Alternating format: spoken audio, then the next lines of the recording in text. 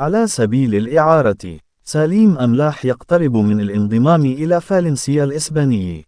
بات الدولي المغربي سليم أملاح لاعب فريق بلد الوليد الإسباني لكرة القدم قريبا من الانضمام إلى فالنسيا على سبيل الإعارة. وأوضحت شبكة ريليف الإسبانية أن جزئيات صغيرة تفصل انتقال اللاعب المغربي أملاح إلى فريق الخفافيش. وشدد المصدر نفسه على أن أملاح وضع شرطا خلال توقيعه لبلد الوليد، وهو تغيير الأجواء في حال سقوط فريق الظاهرة رونالدو إلى القسم الثاني. وأشارت المصادر ذاتها أن سليم أملاح يرغب في مواصلة اللعب في الدوري الإسباني الأول الليغا.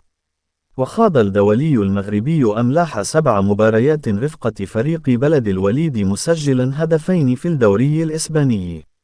تجدر الإشارة إلى أن أملاح كان قد وقع في كشوفات بلد الوليد خلال الانتقالات الشتوية الماضية، قادما من ستاندارد ليج البلجيكي بعقد ينتهي سنة 2027.